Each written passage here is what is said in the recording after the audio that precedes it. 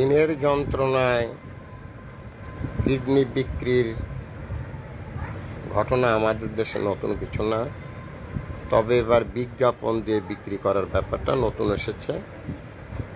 একজন কিডনি বিক্রি করবেন, এটা ঢাকার রাজপথে তিনি বিজ্ঞাপন দিয়েছেন। এটা নিয়ে একটি নিউজ দেখলাম চ্যানেলে। সো আমি যে কথাটা বলতে চাই, জিনানা ভাই আসো আসো দেখি তোমার মাইক রাখো, এদিকে আসো। তোমার কোন মাইক রে? এদিকে আসো দেখি, আসো আমার কাছে। হ্যাঁ, কালকে খেলেছিলে, সেই মাইক হারাই গেছে। তো দেখাও কি হয়েছে তোমার, বলো। ওই জায়গা এই যে তুমি কথা বলো, তোমার কি হারাই গেছে বলো। একটা বড় মাইক্রো হারাই গেছে, তো এই মাইক্রো তোমার কিনে দিতে হবে। তোমার কি একটা, তুমি ওইটাই নেবা, অন্যটা কিনে দিলে হবে না? মাইক্রো, আচ্ছা ঠিক আছে, যাও, তোমার মাইক্রো কিনে দিবা না। ধরো এখানে বলো কি কিনবা। ওই রকমের মাইক্রো নিবা? আচ্ছা নানা ভাই, তোমার মাইক্রো কিনে দেওয়া হবে, যাও। তো ঘটনা যেটা বলছিলাম সেটা হচ্ছে, কিডনি বিক্রি করাটা নতুন কিছু না, এটা বহু পুরনো ঘটনা। তবে বিজ্ঞাপন দিয়ে বিক্রির ব্যাপারটা একটু নতুন। আর এটা এজন্যই হচ্ছে যে, এটা হচ্ছে ক্ষুদ্র ঋণের যে সুফল আছে না, সেই সুফল। ক্ষুদ্র ঋণের সুফলে মানুষ কিডনি বিক্রি করবে, নিজে বিক্রি হয়ে যাবে। মানুষ কি করবে কি না করবে সে আর কিছু বুঝতে পারছে না, কারণ তার ঋণের চাপ। ঋণ মানুষকে এমনভাবে উন্মাদ করে তুলেছে, এরপরে দেখা যাবে যে নিজের বউকে আর একজনের কাছে ধরিয়ে দিচ্ছেন, এটাও হবে। এটা এমনই একটা জিনিস, এই ঋণের চক্রে বাংলাদেশ বন্দী। আর এর পথপ্রদর্শককে ডক্টর মোহাম্মদ ইউনূস, আল্লাহর শত্রু, আল্লাহর দুশ্মন।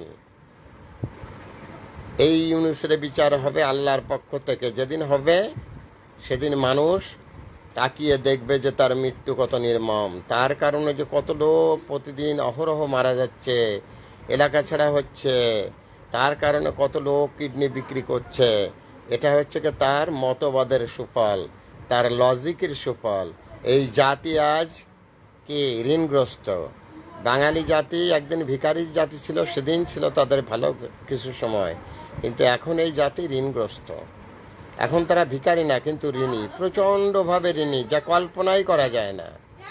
আর এই 53 বছরের ইতিহাস অনেক দুঃখের ইতিহাস। কোনো গভর্নমেন্ট এটা দেখেনি যে এই দেশের থেকে কত টাকা, 100 টাকায় বছরে 48 টাকা সুদ নিয়ে এই এনজিও কর্মচারী কর্মকর্তারা, যারা এর সাথে জড়িত, হাইকমান্ড, তারা কি করছে, দেশটাকে কিভাবে লুটেপাটে খাচ্ছে, তার কোনো ইতিহাস সরকারের কাছে জানা নেই। সরকারের কাছে এটাও জানা নেই কিভাবে দেশ থেকে অপরাধীরা পালিয়ে পালিয়ে চলে যাচ্ছে, এটাও জানা নেই। সরকার শুধু জানেন বিরোধী দলীয় নেত্রী বেগম খালেদা জিয়াকে কিভাবে অন্তরীণ রাখা যায়, তার ব্যাপারে নিয়মের কোনো বত্যয় ঘটবে না। তাহলে তার উপর যেটা প্রয়োগ হচ্ছে, ঠিক এইটা যদি টোটাল সমাজ ব্যবস্থার উপরে প্রয়োগ হতো, আইনের এই ব্যবহার, তাহলে বাংলাদেশ সোনার দেশ হয়ে যেত। কিন্তু এই প্রয়োগটা হচ্ছে শুধুমাত্র খালেদা জিয়ার উপরে, যিনি একদিন হাওয়া ভবনের হাওয়া গায়ে লাগাতেন। আজ আমার তাকে দেখলে দুঃখ হয় না, খারাপও লাগে না। এজন্যই লাগে না কারণ একসময় হাওয়া ভবনের হাওয়া গায়ে লাগত। যারা জালিম শাসক, একসময় এই সমস্ত জালিম শাসকদের দৃষ্টান্তমূলক সাজা হয়, বেগম জিয়া তারই একজন। বাট আর যে জালিমরা দেশ ছেড়ে চলে যাচ্ছে, তাদের সাজার ব্যাপারে গভর্নমেন্ট ইতিবাচক সাড়া দিচ্ছেন না, যার জন্য তারা দেশ ছেড়ে চলে যাচ্ছে। দেশ ছেড়ে যেতে পারবে না এদেশে যারা ভিখারি, এদেশে যারা ঋণী, এরাই যেতে পারবে না, কারণ এদের যাওয়ার কোনো ফাইন্যান্স নেই। তাই আমি এই কথাটি পৃথিবীর সবাইকে জানিয়ে যেতে চাই, আইনের প্রয়োগ একজনের জন্য একরকম হওয়া উচিত না। আইনের প্রয়োগ হবে আইনের নিয়ম অনুসারে। এটাই আমার অনুরোধ। আর সব থেকে বড় আইন কি? দেশের মানুষ যেন অল্প উপার্জনে কিনে কেটে খেতে পারে, তার পুষ্টিটা যেন পূরণ হয়, সে যেন চিকিৎসা সেবাটা পায়। এটাই হচ্ছে সব থেকে বেশি জরুরি। বড় লোকরা ইচ্ছে করলে, যাদের টাকা আছে তারা সিঙ্গাপুরে গিয়ে চিকিৎসা নিচ্ছেন। আমাদের মাননীয় মন্ত্রী ওবায়দুল কাদের সাহেব, উনি সিঙ্গাপুরে চিকিৎসা নেন।